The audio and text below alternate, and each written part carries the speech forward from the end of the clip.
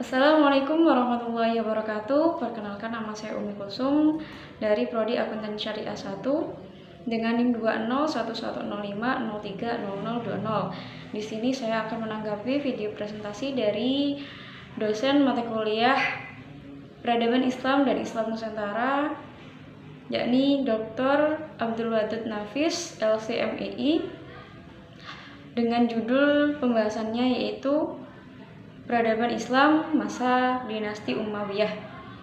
Dinasti Umayyah ini ialah dinasti yang didirikan oleh Muawiyah bin Abi Sufyan atas keberhasilannya dalam perang Siffin, yaitu membunuh Ali bin Abi Thalib. Dalam pemerintahannya, dinasti ini terbagi menjadi beberapa kekuasaan. Kekuasaan yang pertama dipimpin oleh Muawiyah bin Abi Sufyan sendiri. Yang kedua yaitu dipimpin oleh Yazid bin Muawiyah atau putra dari Muawiyah sendiri. Kemudian Marwan bin Hakam. Yang keempat dilanjutkan oleh Abdul Malik bin Marwan. Yang kelima dilanjutkan oleh Muawiyah II atau Muawiyah bin Yazid. Yang keenam dilanjutkan oleh Al-Walid bin Abdul Malik. Yang ketujuh dilanjutkan oleh Sulaiman bin Abdul Malik. Yang kedelapan dilanjutkan oleh Umar bin Abdul Aziz. Yang kesembilan dilanjutkan oleh Yazid II atau Yazid bin Abdul Malik. Yang ke-10 dilanjutkan oleh Hisham bin Abdul Malik. Yang ke-11 dilanjutkan oleh Al-Walid II atau Ibnu Yazid II. Yang ke-11 dilanjutkan oleh Al-Walid II atau Al-Walid bin Yazid II. Yang ke-12 dilanjutkan oleh Ibrahim bin Abdul Walid II.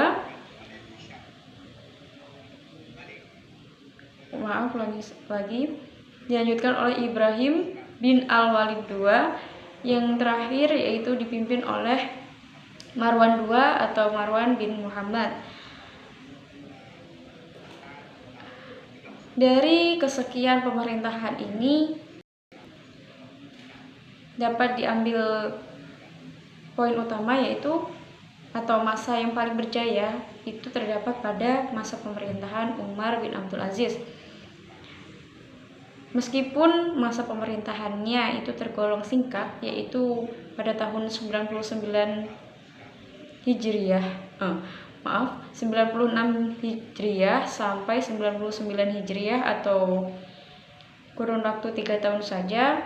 Namun pada masa pemerintahan Umar bin Abdul Aziz ini serasa seperti kembali pada masa pemerintahan Khalifah Khulafaur Rasyidin sendiri, dengan kezuhudannya dan semua sifat-sifat yang baik lainnya. Selanjutnya pada masa pemerintahan Bani Umayyah ini terdapat pola-pola pemerintahan, diantaranya pertama, ibu kota dipindahkan dari Madinah ke Damaskus. Yang kedua, terdapat perubahan sistem pemerintahan demokrasi menuju sistem pemerintahan monarki hereditaris atau kerajaan turun-menurun. Selanjutnya yaitu khalifah yang terkenal fanatik kearabannya. Keempat, kehidupan keluarga Muawiyah yang bergelimang harta dan terisolasi dari masyarakat. Pada masa pemerintahannya juga terdapat beberapa organisasi yang dibentuk, yaitu yang pertama ada An-Nizamus Siyasi atau organisasi politik, yaitu organisasi yang menaungi dalam hal-hal politik atau bidang-bidang politik. Yang kedua yaitu An-Nizamul Idari atau organisasi tata usaha negara. Yang ketiga yaitu An-Nizamul Harbi atau organisasi pertahanan. Yang keempat yaitu An-Nizamul Mal atau organisasi keuangan. Yang kelima An-Nizamul Qadar atau organisasi kehakiman. Selanjutnya Di sini juga dijelaskan keberhasilan para pemimpin pada masa Bani Umayyah, yaitu yang pertama ada Abdul Malik, yaitu berupa perbaikan di bidang administrasi, pemerintahan, dan pelayanan umum yang digalakkan. Ia memerintahkan penggunaan bahasa Arab sebagai bahasa resmi di setiap kantor pemerintahan. Sebelum itu, mereka menggunakan bahasa Yunani yang digunakan di Suriah. Bahasa Persia ini juga digunakan di Persia dan bahasa Kibti. Saya ulangi lagi. Sebelum itu, bahasa Yunani juga digunakan di Suriah, bahasa Persia di Persia, dan bahasa Kibti. Selanjutnya,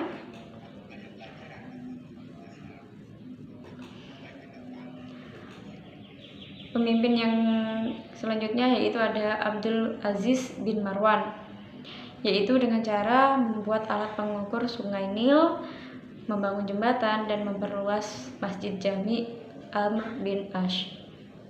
Kemudian ada Hajjaj bin Yusuf, yakni beliau melakukan perbaikan sistem irigasi dengan mengalirkan air sungai Tigris dan Efrat ke seluruh pelosok Irak, sehingga kesuburan tanah pertanian sudah terjamin.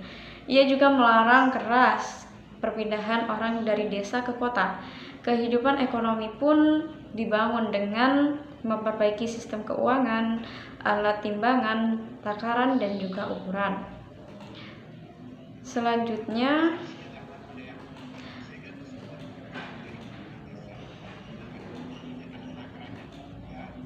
ada Al-Walid. Kesejahteraan rakyat mendapat perhatian besar pada masa pemerintahan Al-Walid, yaitu ia mengumpulkan anak yatim, memberi mereka jaminan hidup, dan menyediakan guru untuk mengajar mereka. Bagi orang cacat, ia menyediakan pelayanan khusus yang diberi gaji, atau menyediakan pelayan khusus yang diberi gaji. Orang buta diberikan penuntun, dan bagi orang lumpuh disediakan perawat. Ia juga mendirikan bangunan khusus untuk orang-orang yang menderita penyakit kusta agar mereka dirawat sesuai dengan persyaratan kesehatan. Selanjutnya yaitu keberhasilan Umar bin Abdul Aziz, yakni melakukan pembersihan di kalangan keluarga Bani Umayyah. Tanah-tanah atau harta lain yang pernah diberikan kepada orang tertentu dimasukkan ke dalam Baitul Mal. Kemudian melakukan pencatatan terhadap pejabat yang sewenang-wenang. Pajak yang dipungut dari orang Nasrani dikurangi. Jizyah atau pajak yang masih dipungut dari orang-orang yang telah masuk Islam di antara mereka itu dihentikan. Kemudian dengan demikian mereka berbondong-bondong masuk Islam dan melanjutkan perbaikan lahan pertanian, penggalian sumur baru, pembangunan jalan, penyediaan tempat penginapan bagi para musafir, memperbanyak masjid, dan sebagainya. Juga untuk orang sakit itu mereka mendapat bantuan dari pemerintah langsung.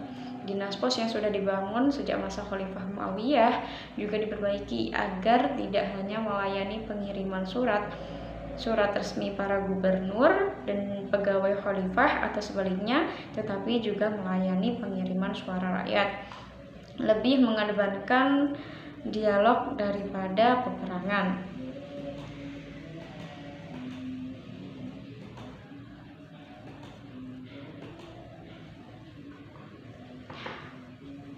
Mungkin itu saja yang dapat saya singgung kembali dari video presentasi Bapak Dr. Abdul Wadud Nafis LCMEI selaku dosen saya sendiri pada materi kuliah Peradaban Islam Nusantara ini.